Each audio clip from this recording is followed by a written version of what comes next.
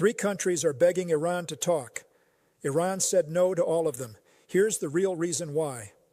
3 countries are working around the clock to stop this war. Pakistan, Egypt, Turkey.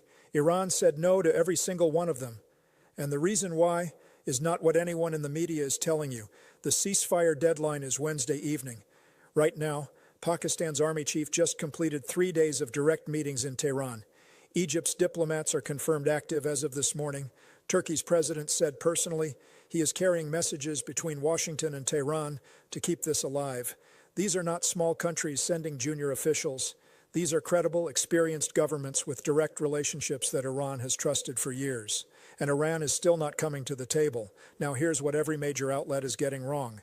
They keep covering this like the number of mediators is the key variable. Like if you just add one more country to the list, Iran will finally say yes. That framing misses the entire structure of this problem. Iran has a reason to say no that no mediator can fix. We'll get there in 60 seconds. First, give credit where it's due, because the effort here is real. Pakistan has earned its position in this conflict completely. The army chief spent 3 full days in Tehran. He met Iran's president. He met the foreign minister. He met the commander of Iran's military central command.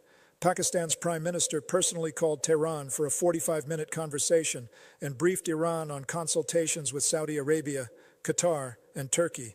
Pakistan's foreign minister then called Iran's foreign minister Araghchi specifically on Sunday about keeping dialogue alive.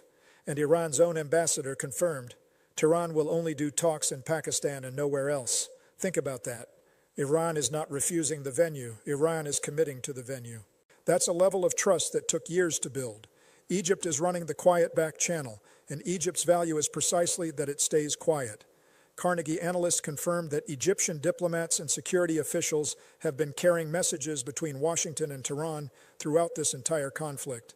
After talks collapsed at Islamabad, Egypt's foreign minister held separate calls with both the U.S. envoy Steve Witkoff and Iran's Araghchi on the same day, specifically trying to bridge the gap. A regional source confirmed to CNN this morning that Egypt is coordinating directly with Pakistan right now. Turkey went fully public. Erdogan said personally he is conveying the necessary suggestions and running initiatives to ease tensions and extend the ceasefire. Turkey's foreign minister told CNN the ceasefire deadline will have to be extended. You do not say that publicly unless you have a private signal from at least one side. Turkey's unique value here is its position inside NATO while maintaining a real working relationship with Iran, something almost no other NATO member has. Turkey can tell Washington it is managing the Iranian side. It can tell Tehran it is managing the American side. That dual credibility is rare and genuinely useful. 3 experienced governments, all with real access, all running their part of the same process simultaneously. Iran gave all 3 the same polite answer. We are taking all aspects into consideration and will decide how to proceed. That is diplomatic language for not yet. So why? Here's the real issue. Iran has economic oxygen that no mediator on earth can remove. And as long as that oxygen exists, the cost of refusing every mediator is lower than the cost of accepting American terms. That oxygen has one source: China. Now look at this carefully, because this is the number that changes everything. The U.S. blockade turned back 27 ships heading toward Iran. Iran's currency dropped 15%. Iran's own central bank warned the president privately that economic recovery could take 12 years. That sounds like maximum pressure, doing exactly what it was designed to do. But here is the actual export number. Before this war started, Iran was exporting 1.68 million barrels of oil per day. During the war, with Hormuz largely closed, with American bombing at its peak, with a full naval blockade running, Iran exported 1.84 million barrels of oil per day, more oil during the war than before it. How is that possible? China's official customs records show 0 imports from Iran. 0. On paper, China is buying nothing from Iran. But China's recorded imports of so-called Malaysian crude are running at 1.3 million barrels per day. Malaysia's entire national oil production is around 580,000 barrels per day. The math does not work at all, unless that oil is coming from somewhere else. It's coming from Iran, relabeled at sea, transferred between tankers, processed by Chinese refineries that do not ask for documentation and do not need to. And here is why America cannot stop it. U.S. Central Command's own operational language explicitly excludes vessels heading to non-Iranian ports from the blockade enforcement. That language was written precisely so that stopping Chinese tankers would not be required, because stopping them means a direct confrontation with China that America cannot afford before the Trump-China summit scheduled for May. China built a payment system that bypasses U.S. dollar clearing. China operates a dark fleet of tankers that do not use Western insurance or Western ports. And China has a UN Security Council veto that can block any multilateral enforcement mechanism before it even starts. 3 mediators can carry language about a nuclear framework. None of them can dismantle a system that was built over an entire decade specifically to survive this kind of American pressure. But here's where it gets serious.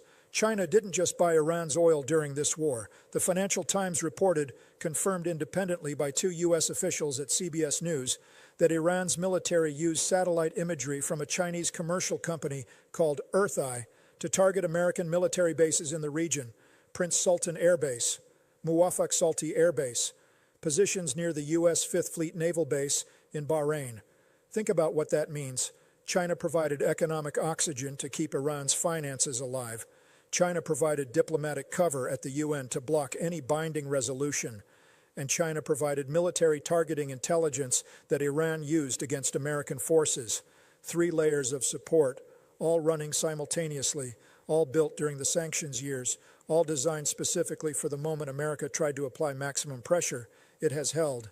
And that is why 3 mediators, no matter how credible and how active, are working inside a system that China engineered to outlast exactly this kind of diplomatic effort. Here's what that means in historical terms. And this parallel is worth understanding. In the Korean War, China did not enter the conflict directly at first. For months, China was supplying North Korea with equipment and intelligence, supporting the fight without visibly joining it. American commanders said at the time that China would not intervene directly. They were eventually wrong. China did send troops. But the more important point is that China's most effective contribution was the period of quiet support before direct involvement. The same pattern ran through Vietnam. China supplied surface-to-air missiles that shot down American aircraft without a single Chinese soldier visibly in the conflict. And now with Iran, China built the payment system, the tanker network, the satellite targeting, and the economic reserve, all during the sanctions years, all quietly, all specifically to ensure that when America applied maximum pressure, the structure would hold. Support without visible involvement is China's most consistent foreign policy tool. It is running right now, in real time, beneath every diplomatic conversation happening this week. Now, this changes everything, even if you set China aside completely. There is a second reason Iran will not come back to the table, and it has nothing to do with oil or economic survival. Iran's chief negotiator Araghchi said after Islamabad that the parties were inches from a deal before America shifted the terms. Iran's delegation head Ghalibaf said, and these exact words matter, "We have no trust in the opposing side." Not a gap in uranium numbers, not a problem with the venue, a trust deficit. And every American action since talks collapsed has deepened it. A ceasefire was announced, then a naval blockade was imposed inside the ceasefire window. Talks were confirmed. Then America seized an Iranian cargo ship the same morning negotiations were supposed to start. The uranium demands were described as a framework. Then the conditions shifted after Iran showed up. From Iran's internal position, the negotiating history looks like this. We gave you a framework. You gave us a blockade. You took our ship. Now 4 mediators are asking us to come back to a table you are still describing as an opportunity for our surrender. That is not Iranian propaganda. That is an accurate description of how the sequence of events looks from Tehran's side. And here's what makes that trust problem structurally difficult to fix. The faction inside Iran that wants a deal, the diplomatic track led by Araghchi, supported by President Pezeshkian, needs something tangible to bring back internally. A gesture, an American action that Iran's diplomatic faction can point to and say, this time they mean it. The blockade is still running. The seized Iranian ship crew is still in U.S. custody. The uranium enrichment demands are still on the table. And the IRGC, Iran's Revolutionary Guard, which has effectively blocked Pezeshkian's internal appointments and controls the security perimeter around the supreme leader, is the faction that decides whether the diplomatic track is even allowed to close a deal. Every morning that America announces peace language and takes a hard action on the same day, the IRGC hands Iran's hardliners a fresh argument. You see, They announce a ceasefire and launch a blockade. You cannot deal with these people.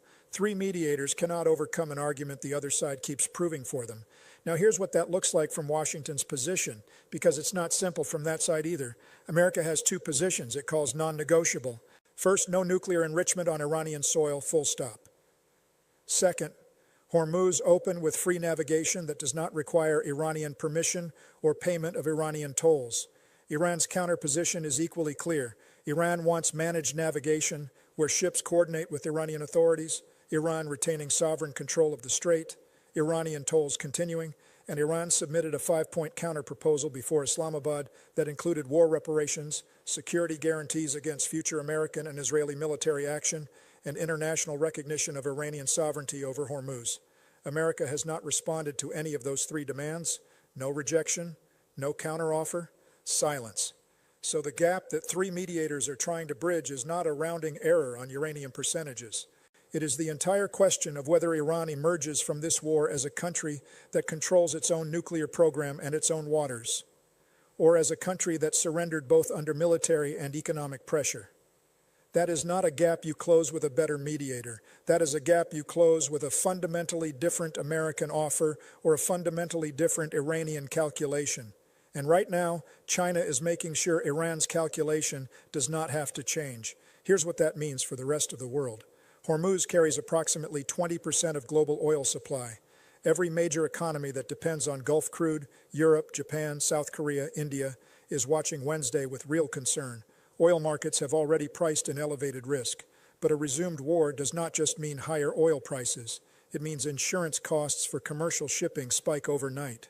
It means shipping companies reroute around the Gulf entirely, adding days and costs to global supply chains that are still recovering from previous disruptions.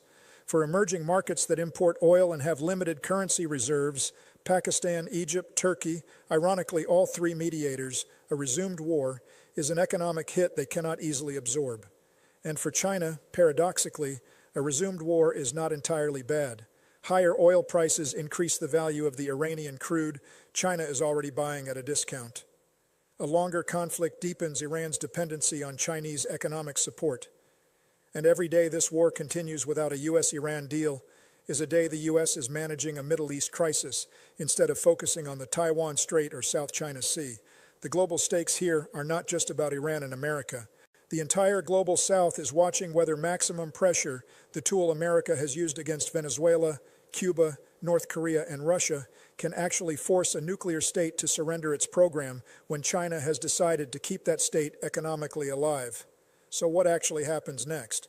Watch two specific things before Wednesday evening. First, does any mediator announce a confirmed Iranian delegation with a named official? Not a source, not a signal. A formal confirmation with a name attached. In this conflict, confirmation has typically come hours before arrival. If today passes without one, Wednesday is a hard deadline, not a flexible negotiation point. And pay attention to who Iran names if they do confirm. If Araghchi is named, the diplomatic faction is driving this. If Ghalibaf is named, the IRGC has approved the trip. If both are named together, a genuine deal attempt is in motion.